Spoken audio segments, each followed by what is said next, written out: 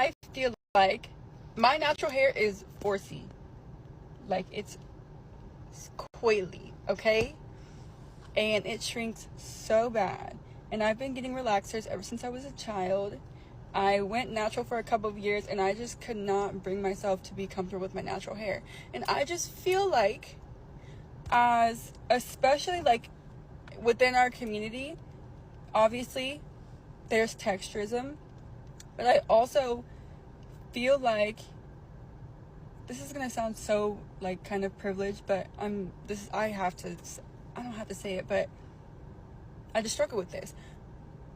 I feel like as a light-skinned black woman, I don't fit the beauty standard because of the texture of my hair. Like, I just don't feel confident when I wear my natural hair texture. Like, I don't at all. So I've always gotten relaxers, and I've always worn my hair in protective styles. Obviously, I know it's detrimental to think, and I know it's detrimental to our community, and it's a very privileged thing to say in comparison to the problems that brown skin and darker skinned women have to go through. I'm very aware of that. That's just one of my personal struggles, and I just wanted to say that because, yeah, texturism. This commentary that is continuing about this content creator, Nina Simone, and a video that she did about her insecurities being a light-skinned black woman with 4C hair, I think she kept using the term texturism. And it's deeper than just texturism. I think subconsciously what she was bringing to the forefront in front of all of her followers on social media is the fact of your presumption that your privilege, that your skin color would thereby correlate with a certain hair type. And that is not the case. Because she specifically mentioned, I don't feel that I line up to the beauty standard. And we all know she is referring to the Eurocentric, the white Euro standard. And so that's where I kind of got lost in her video, and even the subsequent video that she made, which I guess was trying to like clarify what she meant. But I'm like, nah, you definitely spoke on your insecurities, and even went back to how even as a child, you continued to get your hair relaxed because you wanted a looser curl pattern because it was what you thought was more acceptable. So that's something that's been ingrained in you since a child. Well, everyone is talking about like what she said. I'm kind of looking at this like an AA program. Like, okay, well, step one, thank you, sis, for admitting the problem. And now what are you going to do to educate yourself so that you can become more confident with your natural hair pattern? It's one thing to say, like, I have an issue here, but okay, so what are you doing to correct it? Because once again, I'm going to bring it back up to the follow-up video you did. You expressed saying, like, I understand as a light-skinned woman, that doesn't mean I'm not supposed to have 4C hair. Right. You say that now, but then where's the insecurity coming from? Because that is what you spoke on in your original video. Feeling insecure, feeling the need to get relaxers, not feeling comfortable or having a comfortability with your natural hair pattern. So it's not necessarily all the time what you explicitly say, but people still can make that implication based on the insecurity that you brought up. Because what she may not realize is you, sweetheart, were drawing those correlations and making those connections. And even if you weren't saying that flat out, or even if that's not what you meant, that's what's in your heart, and that's what you have to address. And so that's something that only you can correct on your own instead of being... I have been seeing a lot of discourse about light skins or mixed people with type 4 hair, type 4C hair, afro hair, and I just want to give my two background. I am Dominican, I'm Afro-Dominican, but I'm also mixed Dominican, so I have a lot of white ancestry. I'm pretty much half and half. And as you can see, my natural hair is type 4. I would describe my curls as being 4A, 4B. I have never once felt like I didn't fit into a beauty standard. Again, this is just me speaking about it because of my proximity to whiteness, because of my light complexion. I have been told many times to people that my hair looks good on just me. Mind you, natural hair is an afro. People have been wearing afros forever, but people have told me this hair looks good only on you. And I can't help but feel really icky when I hear that. When I first went natural, I had no idea what kind of curls I would have because I had a relaxer for so long because my mom had a relaxer for so long. So no one really knew what was going on under this perm. So when an afro, a type 4 afro, tight curls came out of my head, I had to unpack why I was so hesitant to accept this part of me. And part of that, realizing that I was raised in a way where certain curls were good and other curls were bad. They were pelo malo. But that being said, I always felt like going natural for me was a lot easier than when my darker skin friends went natural because I would not get called nappy head as much as they would. I would not get called all these like really weird, icky things. Instead, I would get called things like exotic. Oh my god, Shorty, what are you mixed with? That kind of vibe.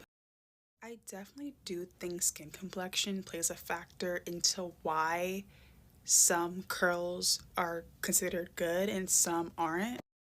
Also, doesn't help that when you look up curly hair tutorial on like YouTube or TikTok, what you get is a bunch of like racially ambiguous loose curls, tight curls, but never coils, never kinks, never afros. I feel like the beauty standard will always lean proximity to whiteness. So having lighter skin when you have a certain hair texture sort of makes life a little bit easier because you don't get called a bunch of derogatory things like your darker skin counterparts do. And that's a sad fucking fact. But yeah, we all gotta unpack like what curls are good and what curls are bad. Because if it comes out of your head, how could it be bad? I feel like there's definitely a difference between like not liking the way you look with your natural hair and straight up hating your hair. I also find it kind of icky when women who look like me tell women who are darker what they should or shouldn't do with their hair because it's like I will never know what it's like to go through the world looking a certain way with this hair texture. So I'm not in a place to speak on it. That's all I'm gonna say. Fake hair, you don't need it. Why don't I need it? Because you have natural hair in your head. How long does it take for your hair to grow? What do you mean? How long does it take? Like, if you want to grow your hair long and healthy, how long do you think it would take for it to grow? About a couple years. And is your hair right now, how long does it take for you to style your hair in the morning? It doesn't. So I do the twist out, put a bonnet on. How long does it take for you to do your twist out? Couple hours. Okay, now your hair's short. Now imagine trying to do that on, we have a friend Cameron. Her hair naturally is down past her bra strap. It takes her 4 hours to do a twist out. 4 hours. And you want her to do that every week? 4 hours? When that 4 hours could be put into doing something else? But I mean, a twist out is something that can last longer than 1 week. My twist outs don't last longer than 2 days. That's because you're not doing it right.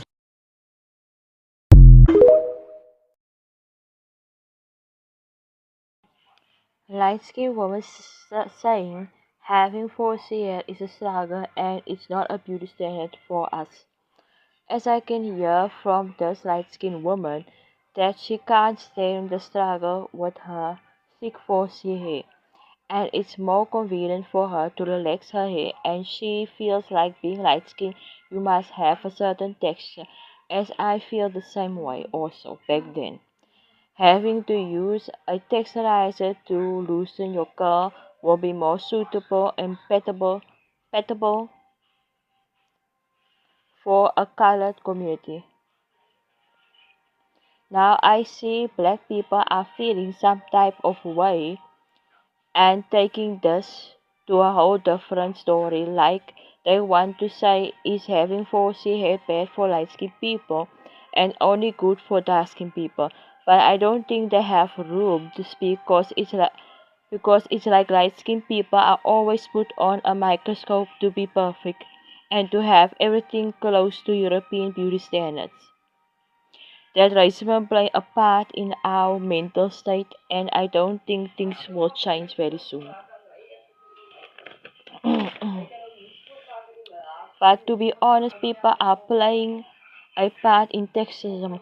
When you have a bad hair day, they will comment and go do your hair or relax or straighten your hair or blow it out. All those things take part in hating your natural hair and feel uncomfortable when you wear your hair in your natural state. Somebody saying it starts at home. The hatred for your natural hair, which I agree, because parents will go in a panic if you not do your hair for school or any function. So now it's imprinted in a child's mind at a young age. My hair needs to be done, and if it's natural, it's a bad. So your parents will say your hair are looking unkempt and untidy. And the natural hair movement failed because it was just a beauty trend. Relaxers are back, so the solution is to learn to work with your own hair and find products that work for your hair. It's difficult, or get somebody you trust to work with your texture. But if you succeed, you will be more comfortable in your hair and love the hair that's going out of your scalp. That's all I want to say. See you in the next video. Bye.